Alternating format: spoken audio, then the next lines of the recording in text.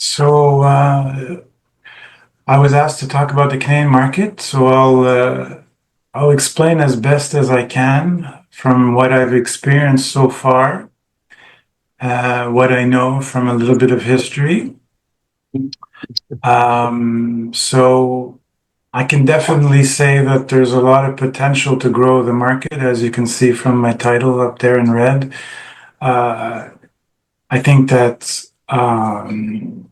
we can definitely increase, although we're a smaller population compared to the US. I think there's still a good potential because we're very similar to the US in people, and we have there's a good communication between Canada and USA. So uh, we're, like I say, we're similar people. So the market is very similar. So that it should be the same interests, just on a smaller scale. So do you want to translate that, Yoga, before I continue? The next point?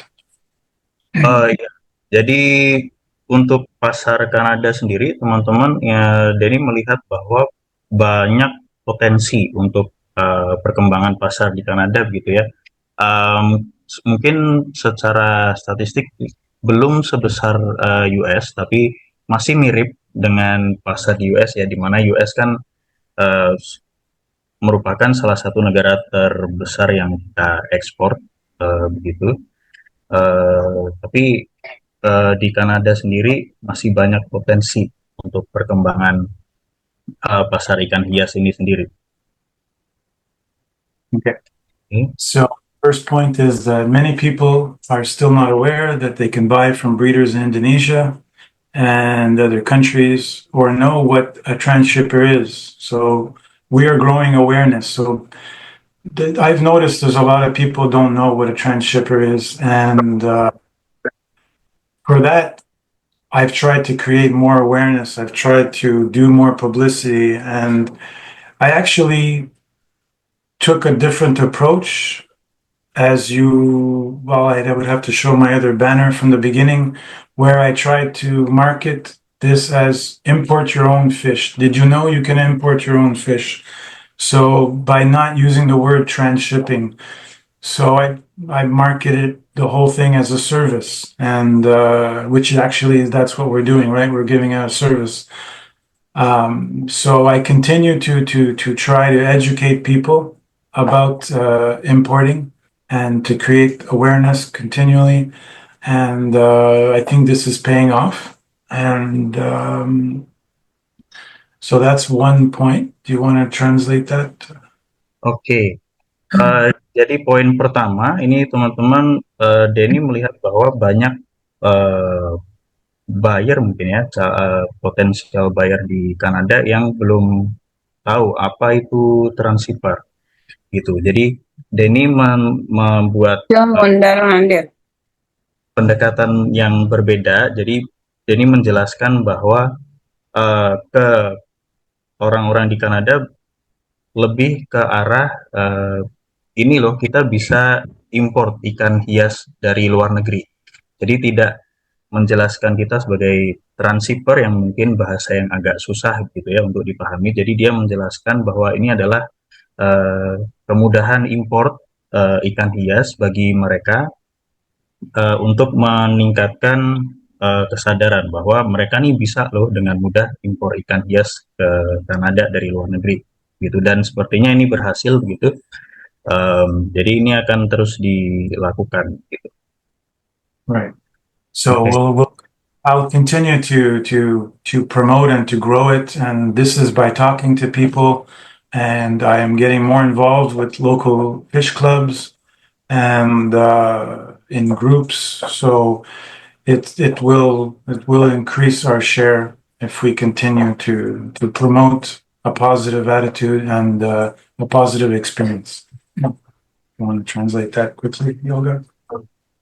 Oke, jadi Denny tetap akan terus berusaha untuk mempromosikan ini gitu ya teman-teman. Jadi meningkatkan awareness dengan banyak berbicara ke orang-orang dan juga terlibat di fish clubs lokal, mungkin kalau di sini ya komunitas-komunitas begitu ya, untuk mempromosikan jasa service transshipping ini supaya orang di Kanada lebih aware terhadap kemudahan untuk impor ikan di sana. Oke. So the next point is the continued growth of experience with betta and guppy enthusiasts. They're looking for higher quality. So I believe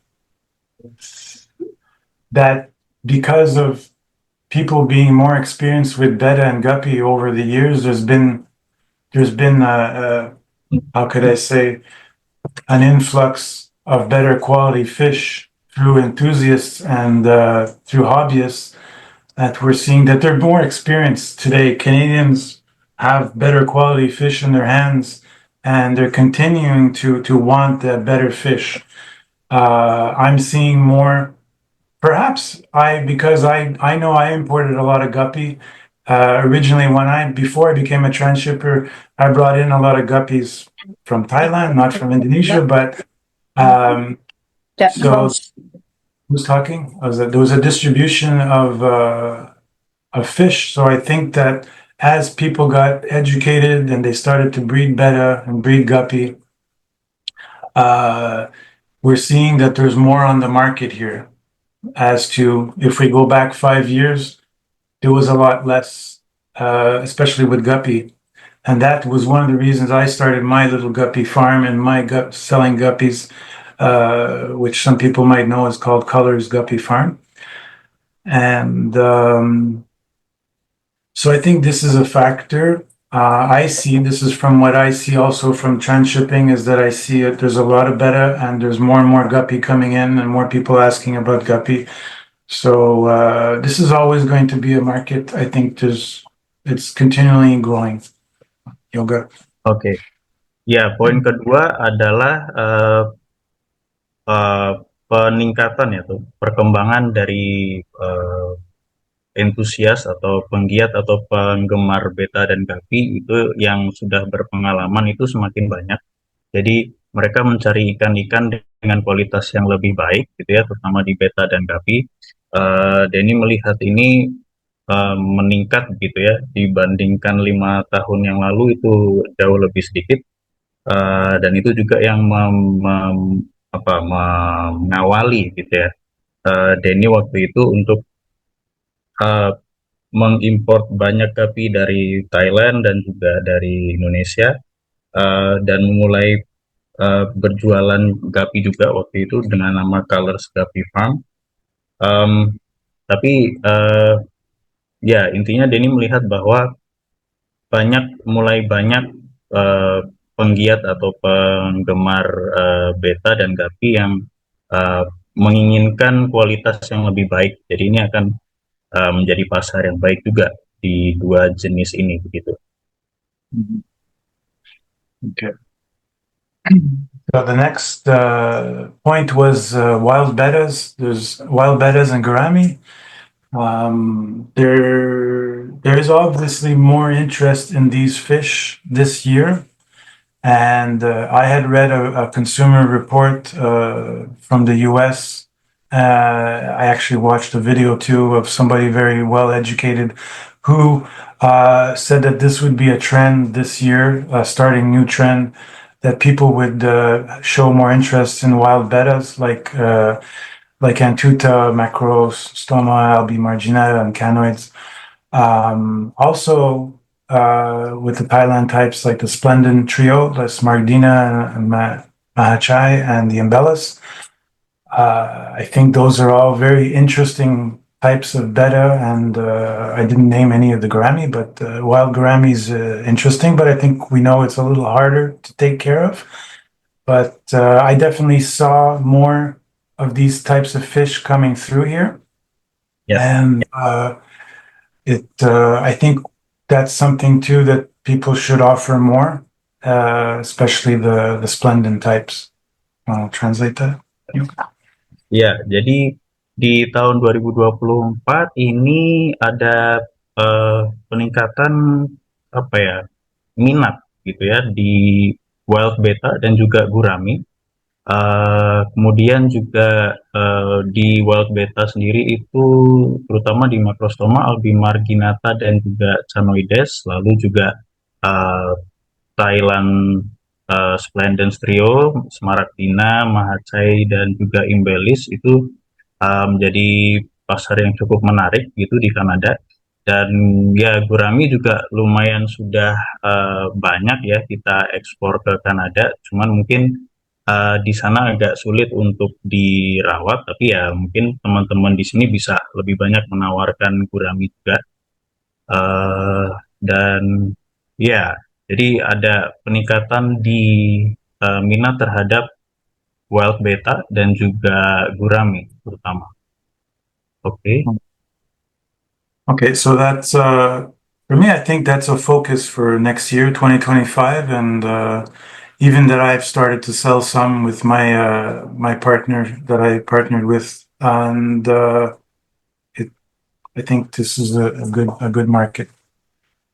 Okay, you want to Iya, translate that quickly? ya. Jadi Denny melihat bahwa ini bisa menjadi fokus untuk tahun 2025 begitu untuk wild betta dan gurami uh, dalam pasar ikan hias di Kanada gitu, teman-teman.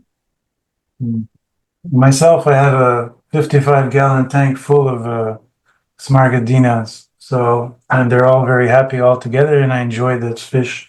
I think it's a very interesting betta. 55 gallon tanks.